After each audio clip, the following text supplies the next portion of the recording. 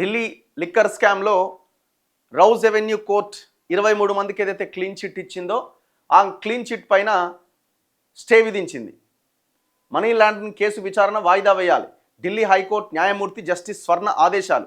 CBI revision పిటిషన్పై సమాధానం ఇవ్వాలని మొత్తం 23 మంది నిందితులకు కోర్టు నోటీసులు ఇచ్చింది. ఏంది మరి క్లీన్ చిట్ వచ్చింది, మీరు దీనికి ఏం సమాధానం చెప్తారు? అండ్ దాంతోపాటుగా సిబిఐ మళ్ళీ పిటిషన్ వేసింది హైకోర్టులో, రివిజన్ పిటిషన్. ఇది అన్యాయమైన తీర్పు, సిబిఐని కూడా తప్పుపట్టింది కోర్టు. ఇది ఎక్కడిది, మేము చాలా జెన్యున్గా విచారణ చేసినామని మళ్ళీ హైకోర్టుకి వెళ్తే హైకోర్టు ఏం చేసిందంటే ఎవరైతే 23 మంది క్లీన్ చిట్ వచ్చిన వాళ్ళు ఉన్నారో ఇంక్లూడింగ్ కవిత అండ్ కేజ్రీవాల్ మిగతా వాళ్ళందరికీ మళ్ళీ నోటీసులు ఇచ్చింది. మీ మీ మీ వర్షన్ ఏంటో చెప్పండి అని. సిబిఐ ఏమంటుందంటే రౌజ్ అవెన్యూ కోర్టు జడ్జి తీర్పు అంతా తప్పుల తడక అని చెప్తున్నది. కానీ ఏదేమైనా షాకింగ్ డెసిషన్ అది యాక్చువల్గా. ఇప్పుడు వాడ పాలసీ ఇంప్లిమెంట్ అయింది, వీళ్ళు పోయింది వాస్తవమే, డిస్కషన్ చేసింది వాస్తవమే, ఈమె ఫోన్లు వాడింది వాస్తవమే, ఇవన్నీ కనిపించినాయి. సో కాకపోతే వీళ్ళు సరైనటువంటి ఆధారాలను పెట్టలేకపోయినారన్న కోణంలో జడ్జి అక్కడ ఆ వ్యాఖ్యలు చేసి అది మొత్తాన్ని కొట్టేయడం జరిగింది, క్లీన్ చిట్ ఇవ్వడం జరిగింది.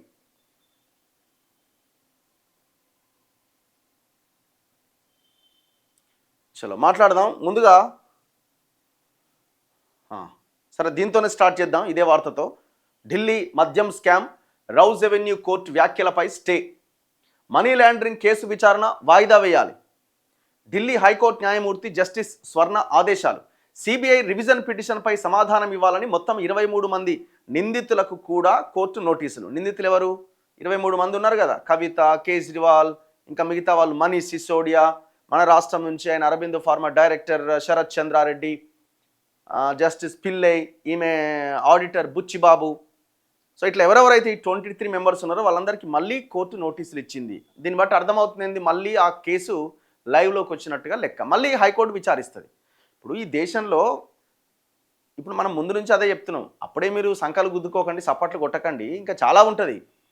ఈ దేశంలో కొన్ని వేల కేసులలో కింది కోర్టులు కొట్టేసిన కేసులు హైకోర్టులో, సుప్రీంకోర్టులో ప్రూవ్ అయిన కేసులు ఉన్నాయి.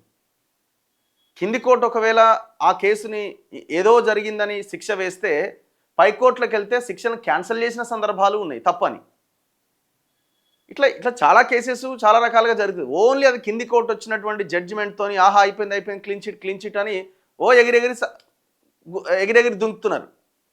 ఇప్పుడు ఆమె ఇక మామూలుగా లేదు, కవిత గారిది కూడా. మరి ఇప్పుడు హైకోర్టు మళ్ళీ మీకు నోటీసులు ఇచ్చింది కదా, మరి దీని మీద ఏం చెప్తారు? న్యాయాధికారి తీర్పు అంతా తప్పుల తడకలే. సిబిఐ ఢిల్లీ మద్యం కేసులో మొత్తం 23 మంది నిందితులను డిశ్చార్జ్ చేస్తూ సిబిఐ దాని దర్యాప్తు అధికారిపై రౌజ్ ఎవెన్యూ కోర్టు చేసిన వ్యతిరేక వ్యాఖ్యలపై ఢిల్లీ హైకోర్టు స్టే విధించింది. కింది కోర్టు తీర్పుకు వ్యతిరేకంగా సిబిఐ దాఖలు చేసిన రివిజన్ పిటిషన్పై తాము నిర్ణయించే వరకు ఈ అంశానికి సంబంధించిన మనీ లాండరింగ్ కేసు విచారణ వాయిదా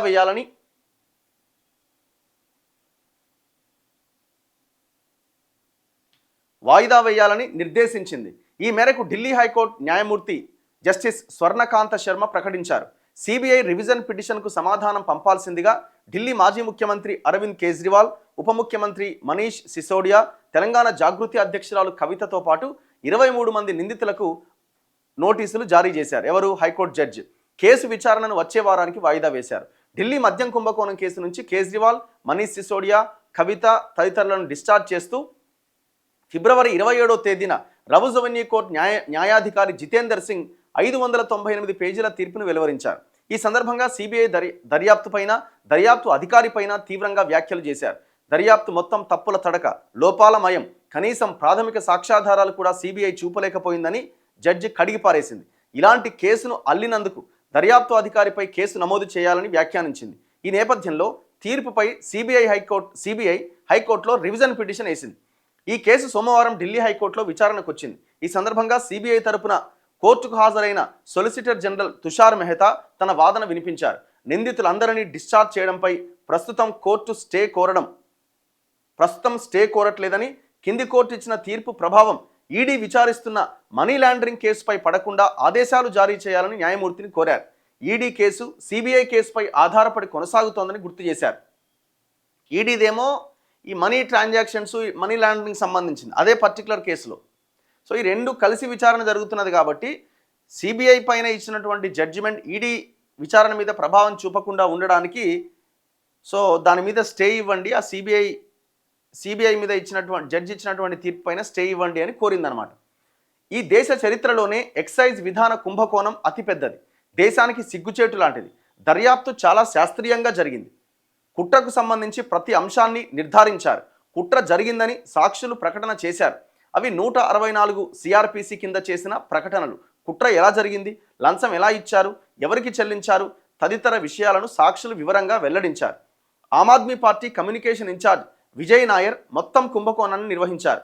ప్రభుత్వం కట్టబెట్టిన ప్రయోజనాలకు బదులుగా 100 కోట్ల ముడుపులు చెల్లించారు. అందులో 44,50,00,000 హవాలా మార్గంలో గోవాకు పంపించారు. గోవా అసెంబ్లీ ఎన్నికల్లో ఆమ్ ఆద్మీ పార్టీకి ఎన్నికల నిధులు సమకూర్చేందుకు ఈ డబ్బులు పోయినట్లు శాస్త్రీయంగా జరిగిన దర్యాప్తు తేల్చింది. ఇప్పుడు ఆ ట్రాన్సాక్షన్కి సంబంధించిన విచారణ ఈడీ చేస్తున్నది. ఎటువంటి విచారణ జరగకపోయినా కింది కోర్టు జారీ చేసిన డిశ్చార్జ్ ఆదేశాలు నిందితులను పూర్తిగా విముక్తులను చేసినట్లే ఉన్నాయని అభిప్రాయపడ్డారు. తన వృత్తి జీవితంలో ఇంత జాగ్రత్తగా శాస్త్రీయంగా దర్యాప్తు చేసి సాక్ష్యాలు సేకరించిన దాఖలా చూడలేదని సిబిఐని ఆయన ప్రశంసించారు. కింది కోర్టు తీర్పు మొత్తం క్రిమినల్ లాని తిరగరాసినట్టుగా ఉందని తప్పుపట్టారు. క్రిమినల్ లాని తిరగరాసినట్టుంది. అప్రూవర్ల ప్రకటనలపై ఆధారపడి ఛార్జ్షీట్ దాఖలు చేసినప్పుడు ట్రయల్ దశలో అప్రూవర్లను క్రాస్ ఎగ్జామిన్ చేయొచ్చు, కానీ ఇంతవరకు అప్రూవర్లను కోర్టులో సాక్షుల బాక్సులో ప్రవేశపెట్టనే లేదు. ఒత్తిళ్ల ద్వారానో భయపెట్టో వారిని అప్రూవర్లుగా మార్చారు అని విచారించకుండా చెప్పలేం. ఫోరెన్సిక్ సాక్ష్యాలు, ఈమెయిల్స్, వాట్సాప్ చాట్స్ మొత్తం సేకరించారు. 164 మంది సాక్షులను పరిశీలించారు. ఎక్కడెక్కడ సమావేశాలు జరిగినాయి, ఎలా లంచాలు చెల్లించారో తేల్చారు. అయినా సిబిఐ వాదన పూర్తయిన కేవలం 12 రోజుల్లోనే అతి వేగంగా స్పందించి 600 పేజీల తీర్పును కింది కోర్టు ఎలా ఇచ్చింది అని ఆయన ప్రశ్నించారు. వేగంగా న్యాయం అందడం మంచిదే, కానీ అత్యంత కీలకమైన సాక్ష్యాలు తోసిపుచ్చడం న్యాయసమ్మతం కాదని వ్యాఖ్యానించారు. ఈ కేసులో సాక్ష్యాలు పూర్తిగా ధ్వంసం చేశారు. 170 ఫోన్లు ధ్వంసం చేశారు. కోవిడ్ సమయంలో ప్రైవేటు విమానాలు అనుమతించని రోజుల్లో కూడా ముడుపులు ఇచ్చిన వారు ప్రత్యేక విమానాల్లో వచ్చారు. వాటిని ఎందుకు ఉపయోగిస్తారో అందరికీ తెలుసు. దినేష్ అరోరా అనే వ్యక్తి చేసిన ప్రకటనను ముడుపులు చెల్లించిన వ్యక్తి పిఏ అయిన అశోక్ కౌశిక్ 164 సెక్షన్ కింద ఇచ్చిన ప్రకటన నిర్ధారించింది. ఈ సాక్ష్యాన్ని కూడా ట్రయల్ జడ్జి పక్కన పెట్టేశారు. నిందితుల ఫోన్ల నుంచి నేరుగా సేకరించిన అత్యంత కీలకమైన నోట్స్ను కూడా విస్మరించారు అని తప్పుపట్టారు. రహస్యంగా జరిగే సమావేశాల్లో దర్యాప్తు ఏజెన్సీలు పాల్గొనడం సాధ్యం కాదని, అక్కడ ఏం జరిగిందో చెప్పేందుకు అప్రూవర్ల ప్రకటనలే కీలకమని స్పష్టం చేశారు. ఇప్పుడు జడ్జి ఎవిడెన్స్ లేదు అంటున్నాడు. ఇప్పుడు ఒక 4 గోడల మధ్య సమావేశం జరిగితే ఆ దర్యాప్తు సంస్థ అక్కడికి వెళ్ళి తెలుసుకోలేదు కదా అక్కడ ఏం జరిగిందని. అందులో ఉన్న వాళ్ళు ఎవరైనా అప్రూవర్లుగా మారి సాక్ష్యం కింద చెప్పినప్పుడు విచారణలో భాగంగా దాన్ని మనం పరిగణలోకి తీసుకుంటాం కదా, ఇంకేం సాక్ష్యం కావాలని అడుగుతున్నారు. ఇప్పుడు అన్నీ ఉన్నాయండి. వీళ్ళు ఫోన్లు ఖతం చేసింది వాస్తవమే, డబ్బులు గోవాకు పోయింది వాస్తవం, మరి ఇవన్నీ ఎట్లా జరిగినాయి? ఇప్పుడు రకరకాల జడ్జిమెంట్స్ రకరకాల సమయాల్లో కొన్ని తప్పులో ఒప్పులో వస్తుంటాయి. దాన్ని మళ్ళీ పైకోర్టుకి వెళ్ళినప్పుడు దాన్ని మళ్ళీ ఆ పైకోర్టు దాన్ని సమర్థిస్తూ తీర్పులు ఇచ్చిన సందర్భాలు కొన్ని వేలు లక్షలు ఈ దేశంలో. కింది కోర్టు తీర్పు ఇవ్వగానే సంబరాలు చేసుకుంటున్నారు, అయిపోయింది ఇక మొత్తం ఇక ఇదని. ఎక్కడో ఏదో జరిగి ఉంటుంది, బ్యాక్ ఎండ్లోనో ఇంకెండ్లోనో ఏదో మొత్తానికి ఏదో చేద్దామని అనుకున్నారు, కానీ అది మరి ఏమైద్దో ఇది కూడా చూడాలి. అయినా ఈ దేశంలో ఏ కేసు ముందుకు పడుతుంది? పెద్ద పెద్ద వాళ్ళవి చెప్పండి. పెద్ద పెద్ద వాళ్ళ కేసులు ఏ కేసులు ముందుకు పడతాయి? ఏ కేసులు ముందుకు పడి వాటికి శిక్షలు అమలు అవుతాయి? అవకాశం ఉందా? బలహీనుడు మాత్రమే జైలుకు పోతాడు. బలహీనుడే జైలుకు పోతాడు. బలవంతుడు ఎప్పుడు జైలుకు పోయినా మళ్ళీ వస్తాడు వెనక్కి.